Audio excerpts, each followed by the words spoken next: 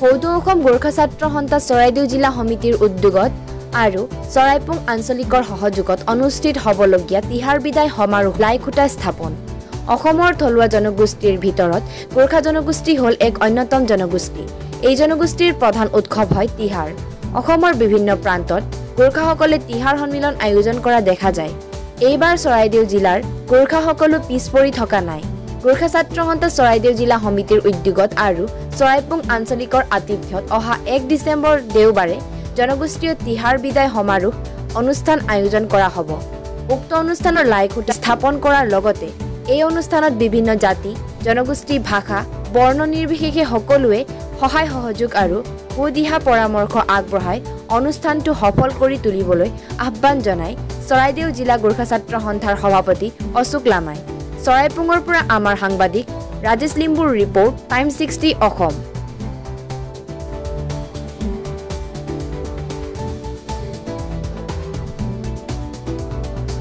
অসম গোৰ্খা ছাত্ৰ সন্থাৰ আপোনালোকে চৰাইদেউ জিলা সমিতিৰ উদ্যোগত প্ৰথমবাৰ্ষিক তিহাৰ বিদায় সন্মিলন চৰাইপুঙত অনুষ্ঠিত কৰিছে। আপোনালোকৰ কাৰ্যসূচী সম্পৰ্কে আৰু আপোনালোকৰ অনুষ্ঠানটোৰ সম্পৰ্কে অৱগত কেনেকৈ কৰিব? হয়, আজি আমি সদৌ অসম গোৰ্খা ছাত্ৰ সন্থা চৰাইদেউ জিলা সমিতিৰ উদ্যোগত তথা চৰাইপুং আঞ্চলিক সমিতিৰ আতিথ্যত যি অহা 1 ডিচেম্বৰ দিনা হ'বলগীয়া তিহাৰ বিদায় সমাৰোহ যি উৎসৱটিৰ আজি আমি লাইখুটা আজি স্থাপন কৰিলোঁ। আৰু আজি এই মুহূৰ্তত বিশেষকৈ আমাৰ মাজত উদযাপন সমিতিৰ সভাপতি সম্পাদক লগতে ৱৰ্কিং প্ৰেচিডেণ্ট লগতে জিলাৰ কেইবাজনো আমাৰ গুৰুত্বপূৰ্ণ ব্যক্তিসকল আমাৰ মাজত উপস্থিত থাকে। লগতে বিশেষকৈ টাইহম ছাত্ৰ সন্থাৰ বিষয়ববীয়াসকলো আমাৰ মাজত উপস্থিত থাকে। লগতে আছা এইবিলাক বিভিন্ন ছাত্ৰ সংগঠনৰ নেতৃবৃন্দ আজি আমাৰ মাজত উপস্থিত আছিল। গোৰ্খা সন্মিলনৰ সতীৰ্থসকলো আমাৰ মাজত উপস্থিত আছিল। আৰু বিশেষকৈ আজি সকলোৰে উপস্থিতিত আজি লাইখুটা ইতিমধ্যে ধুনীয়াকৈ আমাৰ স্থাপন কৰিলোঁ। আজিৰ পৰা আমাৰ কণ্টিনিউছলি কাম চলিব। আৰু বিশেষকৈ অহা 1 ডিচেম্বৰত যিহেতু আমাৰ অনুষ্ঠান আছে, গতিকে এই অনুষ্ঠানটো বিশেষকৈ অকণমান এই অঞ্চলত আমি প্ৰথমবাৰৰ কাৰণে কোনো এটা উৎসৱ বা আমি অনুষ্ঠান কৰিছোঁ।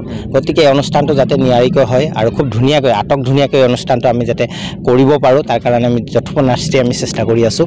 আৰু বিশেষকৈ এই মঞ্চৰ পৰা আমি গোটেই চৰাইদেউ জিলাবাসীক আমি এটাই আহ্বান কৰিব বিচাৰিছোঁ, সকলোৱে যাতে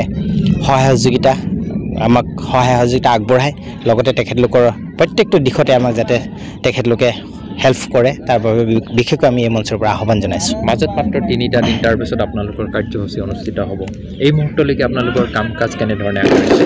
চাওক, আমাৰ বিশেষকৈ আমি পেণ্ডেলৱালাৰ লগত বহুত দিনৰ পৰাই আমি কথা পাতি আছোঁ। যিহেতু ইয়াত বিগত 24 ডিচেম্বৰ দিনা ক্ষমা কৰিব, 24 নৱেম্বৰ দিনা ইয়াত অনুষ্ঠান লাচিত দিৱস ইতিমধ্যে হৈ গৈছে। গতিকে এই অনুষ্ঠানত বিশেষকৈ কিছুমান বস্তু আমাৰ অলৰেডি আমি ৰেডিমেড পাইছোঁ। ধৰক বাকী কামখিনি আমাৰ বিশেষকৈ পেণ্ডেলৰ কাম বা ইয়াত যিবিলাক আমাৰ ডেকোৰেশ্যনৰ কামখিনি আমাৰ বাকী আছে। গতিকে পেণ্ডেলৱালা যিহেতু আমাক ইতিমধ্যে তেওঁলোকে কৈছে আমি 3 দিনত গোটেই ৰেডি কৰি দিম।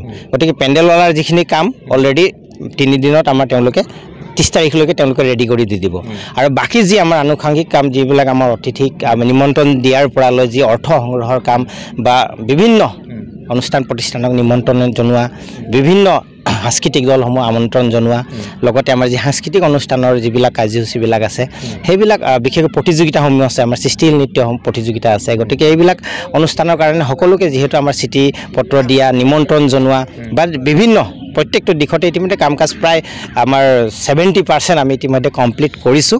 আৰু 30% কাম আছে, যিহেতু অনুষ্ঠানলৈকে আমাৰ স্পিডলি আমি কাম কৰিবই লাগিব। গতিকে ভাল হ'ব বুলি আমি ভাবিছোঁ। চৰাইদেউ জিলাৰ এটা ভিতৰুৱা অঞ্চল হৈছে চৰাইপুং, আৰু চৰাইপুঙৰ বিমলাপুৰত আপোনালোকে অনুষ্ঠান কৰিব।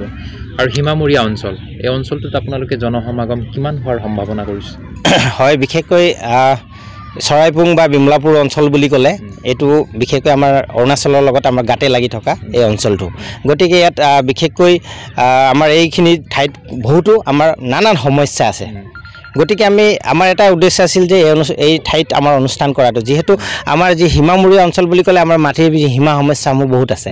গতিকে যাতে ইয়াত আমাৰ বিভিন্ন নেতৃবৃন্দ, আমাৰ গোৰ্খা ছাত্ৰ সন্থাৰ লগতে আমাৰ সদৌ অসম ছাত্ৰ সন্থা, যুৱ ছাত্ৰ পৰিষদ, টাইম ছাত্ৰ সন্থা, আছাৰ লগতে বিভিন্ন জাতীয় সংগঠনৰ নেতৃবৃন্দক আমি ইয়াত আমন্ত্ৰণ জনাইছোঁ। এটাই আমাৰ উদ্দেশ্য, যাতে তেওঁলোকে আহি এই ঠাইডোখৰটো তেওঁলোকে ভিজিট কৰি যাওক, তেওঁলোকে এই ঠাইডোখৰটো মানে অকণমান চাই যাওক যে এই ঠাইখিনিৰ মানুহখিনি কেনেধৰণে বসবাস কৰি আছে। আৰু এই ঠাইখিনিৰ সমস্যা কেনেধৰণে সমাধান কৰিব লাগিব সেই ক্ষেত্ৰত তেখেতলোকে যাতে ভৱিষ্যত দিনত যাতে তেওঁলোকে গুৰুত্ব প্ৰদান কৰিব গতিকে সেই তেওঁলোকে মানে চৰ জমিন চাই যাওক বুলি আমি তেখেতলোকক এই ঠাইত আমি বিশেষকৈ প্ৰগ্ৰাম কৰি আমি আমন্ত্ৰণ জনাইছোঁ লগতে এই অনুষ্ঠানত আমি বিভিন্ন মন্ত্ৰী MLAকো আমি নিমন্ত্ৰণ জনাইছোঁ তেখেতলোকেও চাই যাওক এইবিলাক ঠাইত মানুহবিলাক কেনেধৰণে বসবাস কৰি আছে কিমান তেওঁলোকে কষ্ট কৰিছে আজি নাগালেণ্ডৰ আপুনি দেখি আছে নাগালেণ্ডৰ কালি পৰহি কেছ যিটো আমাৰ হৈ আছে আমাৰ নাম তোলাত আহি পেলাই তেওঁলোকে যিটো অপহৰণ কৰি লৈ গৈছে আজি নগা দুৰ্বৃত্তসকলে সেইবিলাক ইয়াতোতো কালি তাৰিখে নহ'ব বিগত দিনত আমাৰ সীমামূৰীয়া আমাৰ সীমা সমস্যাৰ কাৰণে যিহেতু আমাৰ নাগালেণ্ডৰ লগত আমাৰ ক্ষমা কৰিব অৰুণাচলৰ লগত আমাৰ যিহেতু কেইবছৰমান আগত আমাৰ বিবাদ হৈ আছিলে ফাইট হৈছিলে তেওঁলোকৰ কিমান যুদ্ধ বিগ্ৰহ হৈ আছিলে তো সেইবিলাক বস্তু যাতে সমাধান হ'ব লাগে গতিকে সেই বিশেষ ব্যক্তিসকল যাতে ইয়াত আহি তেওঁলোকে চাই তেওঁলোকে যাতে এইবিলাক অকণমান উপলব্ধি কৰি এইবিলাকক ভৱিষ্যত দিনত যাতে আমাৰ এই সমস্যাবিলাক যাতে নাইকিয়া হওক এই ঠাইত সেই উদ্দেশ্যেৰে আমি এই ভিতৰুৱা অঞ্চল হ'লেও আমি ইয়াত প্ৰগ্ৰাম কৰিবলৈ বাধ্য হৈছোঁ বা আমি প্ৰগ্ৰাম কৰিবলৈ আমি ইনিচিয়েটিভটো লৈছোঁ ধন্যবাদ জনাইছোঁ থেংক ইউ